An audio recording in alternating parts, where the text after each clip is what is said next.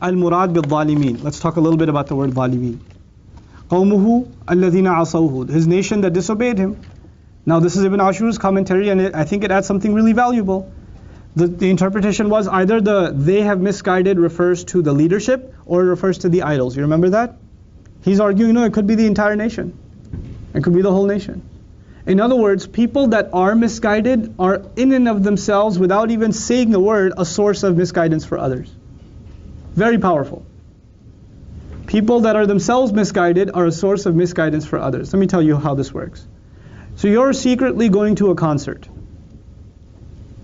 The guy who's throwing the concert and selling the concert and the advertising agency that put up the posters and the artist that sells himself that's going to show up, all of them are part of it. They're the first cause of it. You're, if anything, a victim. But you're going. Somebody finds out you're going, and they're going because you're going. So you, even though you are a follower, not knowingly are also a cause of other people's misguidance. That's how Ibn Ashur says, they have all misguided. They have all led down the wrong path. Why, there's the school that's evil for throwing the prom. Your child is just a victim, but also a criminal, because he's going, now the others say, Salim's going, why can't I go? Fatima's going, her mom's okay with it, they're Muslim, why can't I go? So they became a cause. They became a cause. Now for Muslims, this is particularly scary. One of the things I really fear one day is taking my children to the Muslim world. I fear it. When I see horrible things here, I can say, I feel bad for those people, they're not even Muslim. They're not a cause of misguidance of Muslims, because Muslims see that and say that's not what Muslims do. If I take them back home, and I see all kinds of awesomeness, what am I going to tell them? I can't tell them those aren't Muslim. Those aren't real Muslim. I don't want them to think like that. That's still our ummah. As lost as they are still our ummah. As angry as you might be at your liberal cousin, at your progressive auntie, as angry as you might be, لِمَ تَعِذُونَ قَوْمًا اللَّهُ مُهْلِكُهُمْ أَوْ يُعَذِّبُهُمْ عَذَابًا شَدِيدًا. Allah mentions this in the Quran, Surah Al-A'raf. Why are you trying to give advice to a bunch of people that are so liberal? Allah is going to destroy them, man. These are bad people. They're corrupt Muslims. There are some elements of the Muslim society and even du'at that make fun of other Muslims. Some Muslims do this, some Muslims do that. They make fun of them. Listen, these evils exist and they're in our families. They're in our neighborhoods. They're in our extended families. These are our people. These are qawmi. These are my people. They're my people. Just because you're wearing a hijab and they're not. Just because you have a beard and they don't. Just because you pray 5 times and they don't. They're still your people. They're still all we got. That's our ummah. If we, and the ayah says, there were people that were angry at them within the ummah. There were people that were angry at the liberals. There were people that were angry that played with Allah's law. And back in Bani Israel's days. And they said, why do you even bother with them? Allah's going to destroy. Look at these people. They're cursed people, man. They're hypocrites. Don't you know what Allah says about hypocrites? Leave them. And they say, قَالُوا مَعْذِرَةً إِلَىٰ رَبِّكُمْ وَلَعَلَّهُمْ يَرْجِعُونَ. They said 2 reasons. One, if I don't worry about them, then I won't even have an excuse in front of Allah. At least if I'm concerned about them, I can turn to Allah and say, Ya Allah, I couldn't change them, but I was still concerned. You know I was concerned. I tried to give advice whenever I could. And that'll be my excuse before Allah, because Allah will ask for an excuse. What is your excuse for not caring? That's captured in مَعْذِرَةً إِلَىٰ رَبِّكُمْ. Man, at least I'll have an excuse. At least I tried something. Somehow I tried to get through. There are people in difficult family situations here. I know families where, older sister run away from home. Father disowned her because she moved out and whatever, married her boyfriend and had a kid, non-Muslim husband, left Islam. Or it was Muslim, but whatever, it's kind of a name Muslim. And the father says, don't even say her name. You mention her and she's dead to me. Yeah, she's dead to you. She's still alive. And whatever she's done, she's still your daughter. As painful as that is, she's still your daughter. And you know what? If you don't try to reach out to her, and you don't try to, at least try to give her, like she's going to stand in front of Allah. As much as you hate her, as much as you hate her, as much as she's hurt you, do you really want her to burn forever? Forever? Is that how angry you are? You're okay with that? You don't mind? You have to weigh your anger and compare it to the anger of Allah. And then your anger calms down. And then you say it's not worth it. I have to make ties again. And even if she doesn't want to hear it, where were you for the last 5 years? I don't want to see you. I don't ever want to talk to you. Doesn't matter. You go back and you go back. And you know why you'll go back? Because when you stand in front of Allah on Judgment Day, what you can say to Allah, Ya Allah, at least I tried. A father came to me at the last, at one of the conventions, and he said, I haven't talked to my daughter for 10 years. I was too hard on her when they were young, when we came from, they were an Indo-Pak family, Indo-Pak, Bangladesh, one of those countries. Not going to tell you which one. So they came, and they moved, and they were settled here, and the father was really hard on the girls. Like he forced them to wear hijab, and he forced them to, dress in their traditional dress, and couldn't afford public Islamic school, so they went to public school. And he couldn't let them out. They weren't allowed to have friends. They weren't allowed to make phone calls. Nothing. It was very strict on them. And they had a Qari Sahib come and recite Quran at home and all of that. Girl turned 15. She ran away. She couldn't take it. She ran away. And she was smart too. So she stayed with some friends. And eventually applied for some scholarships. Got a job. Moved out. Lives out in D.C. She's an executive. She's a consultant. Whatever. Lives her life. The father comes to, and she's like 30 something now. Father comes to me, says, I need to talk to my daughter. I want to reach my daughter. She doesn't want to talk to me. What should I do? And I could say the hurtful thing, where were you? I could say that. But I said, just doesn't matter if she doesn't pick up your phone call. Just fly there and stand in front of her house. Just go.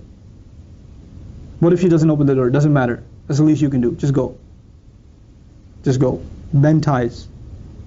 What this ayah is teaching us, according to Ibn Ashur's commentary, is people that don't do something towards guidance are also part of spreading misguidance. You've ever heard, if you're not part of the solution, you're part of the problem?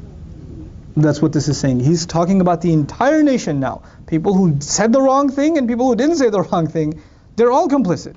And he says, فكان مقتضى الظاهر التعبير عنهم بالضمير عائدا على قومي من قوله دعوت قومي ليلا ونهارا. يعني the word ظالمين refers to the entire qawm, the complicit ones, the silent ones, the outspoken ones.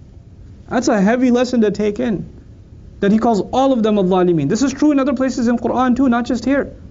You know, the hypocrites tried to create problems for the Muslims when they would go on military expeditions. Right? So you know what they would do? They didn't want to go out on the military expedition to begin with, because they're hypocrites. They don't want the battlefield. They don't want to die for the sake of Allah. So they didn't want to go. But even if they were to go to show face, to save face, they would go. You know how the caravan is like 100 camels? So they'd be on a horse, and they'd talk to some people that are in the back. Man, I don't know why we're going out in this heat. It's crazy, We don't have to do this. It's like, I know it's fi sabilillah, but there are other things you could have done fi sabilillah. It's pretty dumb, right? And they're just talking to 2-3 guys. Then they go up front, run their horse and go up front. وَلَا أَوْضَعُوا خِلَالَكُمْ. They run their horses in your midst. They run to the front. Hey guys, those guys in the back, they're just really exhausted. And they're like, I don't even know why you came out to Tabuk. What do you think? And they're just kind of just talking and trying to demoralize, take the morale away from the Muslim army. And Allah says, وَفِيكُمْ سَمَّعُونَ لَهُمْ وَاللَّهُ عَلِيمٌ بِالظَّالِمِينَ. Among you are those who listen to them over and over again. And Allah knows all the wrongdoers. Who's the wrongdoer in the ayah? Those who are spreading or deflating the morale, and those who are listening to them. Both. So there's nobody, that ayah, when the mustad'afeen are going to say, بَلْ مَكْرُ اللَّيْلِ وَالنَّهَارِ. That we were made weak, you plotted against us, we were just victims, we were just clients, we were just customers. Allah says, no, you were zalimin too. It's the numbers. It's the number. When, for example, there's a disgusting video online, and it's got like millions of hits. You know who's the criminal there? Not just the artist. You know how many criminals there are? Look at the number. That's how many criminals. Because why did the next person go and watch that video? It's got 20 million hits. I gotta watch it too. That must be good. Then another watches it too. So you were actually the reason, not the artist. You were the reason that this was perpetuated. You know? So people think in our society, I'm just a consumer, I'm just buying something, I'm not hurting anyone. I'm just buying something. When you purchase something that's wrong, then you've supported it. Then you've given them money to further their cause, to advertise more, to say this many people have downloaded it, this many stars we received, etc., etc. You know, you're part of it now. You're part of what they used to advertise. You're complicit. This is the sense of responsibility we're supposed to have. So, this change from pronoun to noun, we talked about Biqa'i's commentary. I think Ibn Ashur's is even further. فَعَدَلَ عَنِ الْإِضْمَارِ إِلَى الظَّاهِرِ عَلَى خِلَافِ مُقْتَضَى الظَّاهِرِ. He went from a pronoun to a noun, which is actually the opposite is supposed to happen. You go from a noun to a pronoun. But he went from a pronoun to a noun. Like in English, you say, once upon a time there was a farmer. He had a small house. So the he came first or before? It come after. So you don't say, you know, once upon a time there was a he. The farmer had a small house. You don't mention the pronoun first. You mention the noun, and then you can refer back to it with a pronoun. But this ayah, it starts with a pronoun, and then refers to them with a noun. It then goes to dalal. So he says this is actually unexpected. So there's a reason this happened. Allah is calling our attention to it. لِمَا يُؤْذِنُ بِهِ وَصْفَ الظَّالِمِينَ مِنْ إِسْتِحْقَاقِهِمُ الْحِرْمَانِ مِنْ عِنَايَةِ اللَّهِ بِهِمْ لِظُلْمِهِمْ. This is to attribute the wrongdoing and darkness and being lost, the meanings of dhulm and the misplacing, that they have deserved permanently to be deprived from the courtesy extended to them by Allah on account of their dhulm. These people are now wrongdoers through and through. This is how they should be defined. A pronoun was for the entire nation first, but let me tell you what I think of them. I used to call them qawmi.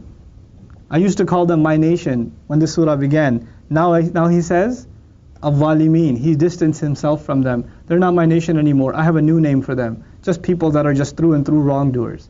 And there's a difference between saying alladhina zalamu and wrongdoers, zalimin. Zalimin is people that can only be defined by, they're defined by it. You know how people are defined by something? You go to somebody and say, Assalamu alaikum, my name is so-and-so, I am a doctor. What do you mean? I'm defined by my profession. Like you could have said I'm a Muslim, you could have said I'm a parent, you could have said I'm a Pakistani, I'm an Indian, I'm a Bangladeshi. But when you said, on your own, you said I am a doctor, what are you actually saying?